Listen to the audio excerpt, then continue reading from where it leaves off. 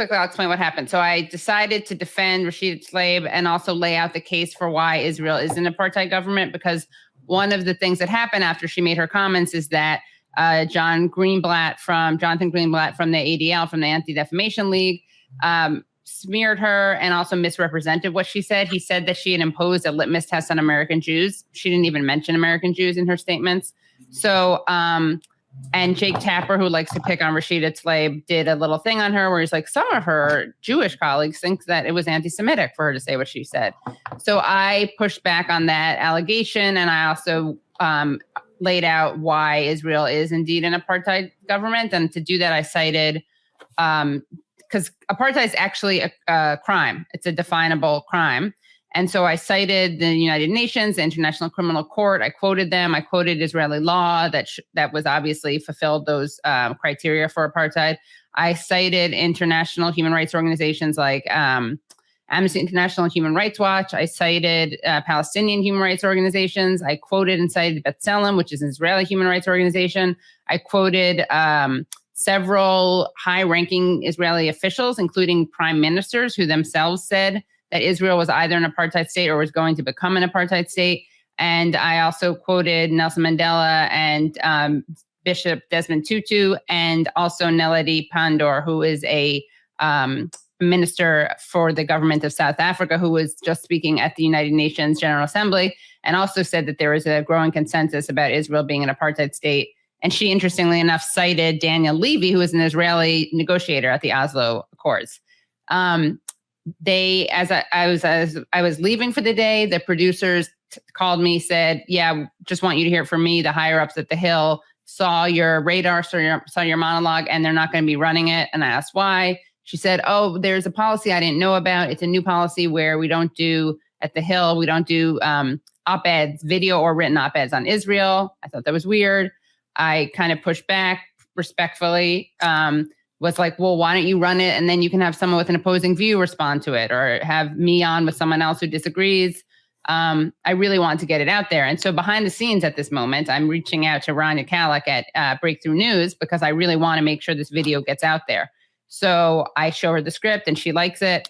I'm talking to the producers. This was on a Monday that they refused to run the radar, and on a Monday that I recorded it.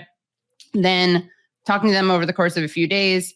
Wednesday, I get a call from the editor-in-chief of The Hill, who tells me that they're not going to run it. I ask him why. He says, we got lots of pitches all the time that we pass on, which is just not how it works there. Like, I know this from my friends who work at The Hill, and Ryan Grimm, who wrote about this at The Intercept, who used to be a host at The Hill. As he mentioned, he estimates he did probably 150 of these radars, of these monologues, and nobody ever pushed back at all. Nobody even edited it or looked at it. He said, they just load them into the teleprompter, typos and all. So I didn't find that a convincing reason. Then he said it wasn't in our sweet spot of coverage because it was international, not domestic. Again, first of all, there's the Rashida Tlaib aspect, which makes it domestic, but also as someone who's both guested and hosted at the show at Rising, I know how frequently international stories come up. So then what they had told me, the producer had told me that this policy about which she hadn't known, and I believe her, I think she didn't know about this policy, that you couldn't do Israel op-eds, but that you could do segments on it. So to clarify, a segment, when I would go on every week over the course of 3 years, that was a segment. I would go on as a guest and I would talk about a story. So my understanding was that you could talk about Israel, according to this new policy, as during a story, if not a straight to a camera monologue.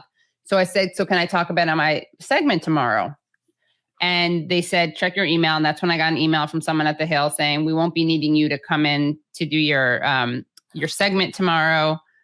Please send any unpaid invoices. Best of luck. Luckily, speaking of luck, I did the video with Breakthrough News. So you can find the monologue, the video at youtube.com/The Katie Halper Show and youtube.com/Breakthrough News. We played it. We played it all here too. So I forget which show ago. We played the whole thing here. Wednesday. Yeah. Last week.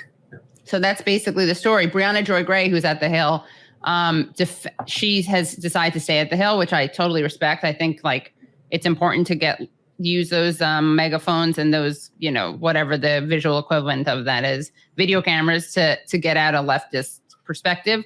I really appreciated that she condemned their decision. She basically said she didn't buy what they told her behind the scenes, that she said on the Hill is that I was a stylistic choice for which they didn't run the radar. I don't think anyone believed that, just because, especially when they actually saw it, there was really nothing in it that you could, I'm not beyond, I'm not perfect at all, but in this particular monologue, I just don't think that there was anything you could point to that was remotely problematic stylistically. I mean, it was obviously an ideological decision.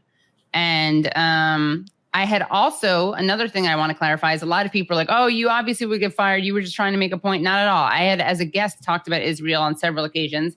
I said Israel lied about killing Shireen Abu Akleh. I covered Israel shuttering these human rights organizations in the middle of the night. I talked about Israel bombing a cemetery where children were visiting their grandfather's grave. So there was really no indication for me that they would not allow this kind of monologue. So that's it. It's unbelievable, although yet very believable. Yeah. And this is the main thrust of this, is just how the media covers it and what the different sort of perspectives are, because I feel like it's very skewed here, and what we're getting is obviously not accurate. And I know, Rania, that's something that's what you do, because that's what you do, but that's not the news that most people are getting. That's the problem. And then the other side of it is the First Amendment issue about what's going on with the BDS. And the amount of states that are not even, the 26 states, I think, have anti-BDS legislation on the books, where you can actually not contract with somebody. And this, I believe in Texas in January, the lawsuit was actually finished, but this censorship issue that we're having regarding what is real and what is not. And I think that's the key point that we need to talk about. Rania, what are your thoughts? I mean, I know that you see it left and right.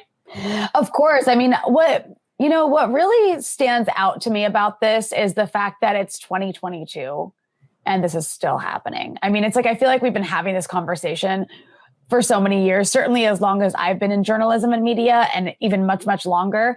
And it felt like things had started to get a little bit better, in the sense that I think in a lot of mainstream media outlets, you do have an increasingly larger group of people, journalists, commentators, pundits, who have a different position on this issue, who have a more progressive position on this issue. People like Katie, right? And then also like even, you have younger Jews and also younger Arabs who are like getting more positions at these outlets, are, they aren't so like ardently pro-Israel. There is more room for criticism. Yet still, it's like stunning to me how, despite the change in public opinion and even inside media outlets, you still have this insane level of censorship that's coming from the top for various reasons. And, we don't exactly know why the Hill decided to do this. We can speculate about it. I know that Katie's talked about this on a lot of shows about the change in ownership over the Hill. And that might be a part of it. The fact that there's this like Israel lobbyist who's working in an editorial position over there, that might be a part of this. I mean, what's really disturbing and outrageous about the Hill doing this of all places is that they really have tried to brand themselves as this place that opposes cancel culture and opposes censorship and likes to like air all viewpoints, no matter how extreme. And so that's what is like so stunning about this, is this does a huge disservice to your whole brand. And also it just shows your brand is complete BS. But beyond that, it shows that like, no matter how much public opinion changes, at the end of the day, there's still an element of like, this is that sort of third rail issue.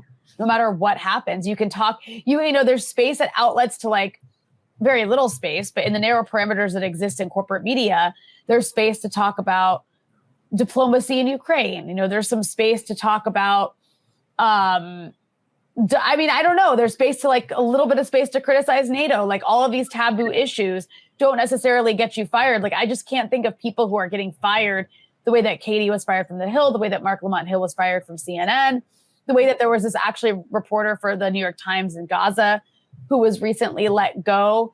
And it's really unclear why, but it's likely due to like an editorial decision by like a pro-Israel person who was in a position to push that and get rid of him. And this organization called Honest Reporting, which also did a piece on me. Yeah. Right, which also attacked Katie. Yeah. So yeah, I mean, I think it shows that in some ways, like the change in public opinion definitely is not enough on this issue when it comes to the way that media covers it. It's like some things just never change. And I'm not sure what the answer is or how to change them. I guess the best way to go about it is, at the end of the day, this is why independent media is so important. Like, this is why it's so important to have things like Breakthrough News and things like your outlet and outlets that aren't,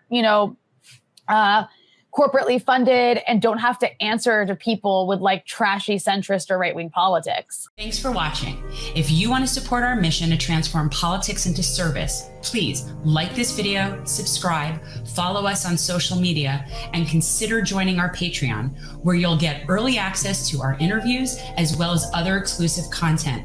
Links are in the description. Peace out.